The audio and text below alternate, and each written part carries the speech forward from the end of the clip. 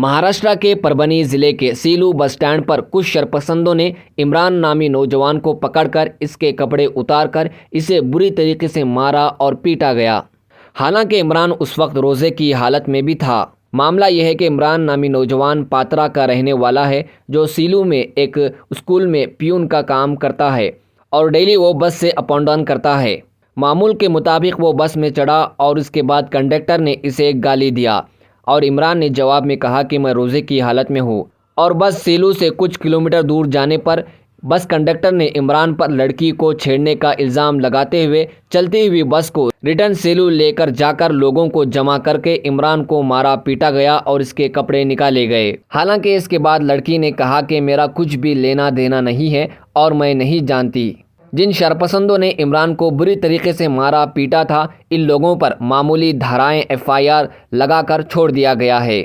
और इस पूरे मामले पर इमरान ने क्या कहा वो भी सुनिए।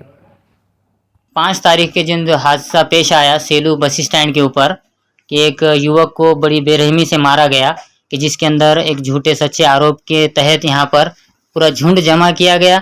बहरहाल सब तफसीलात 2 दिन से हर सोशल मीडिया पर चर्चित है और इससे कोई भी नावाकिफ नहीं है। हर किसी को इससे वाकफियत हो चुकी है कि किस तरह से एक मासूम को, एक रोज़ेदार को भरे दोपहर के वक्त, शिद्दत की धूप के वक्त एक झुंड ने एक सांप्रदायिक दंगे के तहत इस तरह से कारनामा अंजाम दिया कि मारहान में इस बंदे की तबीयत भी बहुत बिगड़ी और हादसा ये था कि कहीं इसको जो है तो जान पर इसके बन ना आए। अब सुनते हैं इनसे ही इनका पूरी जो है तो वारदात किस तरह से पेश आई थी। ये इनके जख्म यहाँ पर आप देख सकते हैं कि किस तरह से इनको लिंचिंग की गई, किस तरह से एक अकेले पर पूरा की पूरा कारवा टूट पड़ा और इनको शदीद जख्मी किया गया।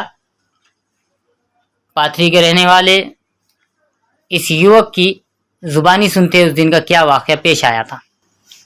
5 तारीख को सीलू से को पाथरी जाने का था। पाथरी के बस डिपो में वो बस में गर्दा बहुत था, फुल था और वो कंडक्टर पहले बोला था आपको कहीं भी बैठने का है। मैंने बोला साहब हमको पाथरी जाने का, रोज़ा है, इसमें जाने का है। तो उन्होंने पहले बोला जगह नहीं है, उसके पास बैठ गया। उसके पास बैठने की वजह से उन्होंने बोला तुम पीछे बैठो, उसकी अरमुट और उसकी बात पीछे बैठा। फिर पीछे बैठने की वजह से सामने 2 लड़कियां थी, सामने 2 लड़कियां बैठे, आगे बैठे और मैं पीछे बैठा और वो कांच को है ना उन्होंने खुला रखी और पूरा सूरज मेरे पीछे आ रहा था। मैंने बोला कांच लगा, वो मान रहे नहीं।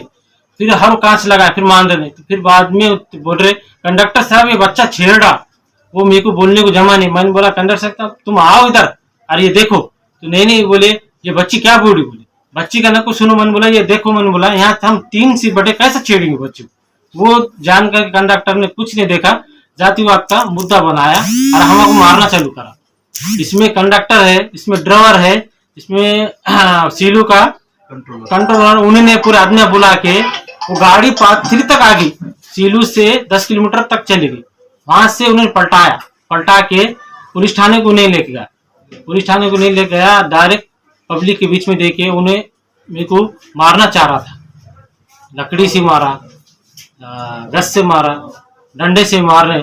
और इसमें कर्मचारी बस डिपो के उन्होंने मारो मारो बोल रहे और ये हकीकत सब देख रहा। और वहां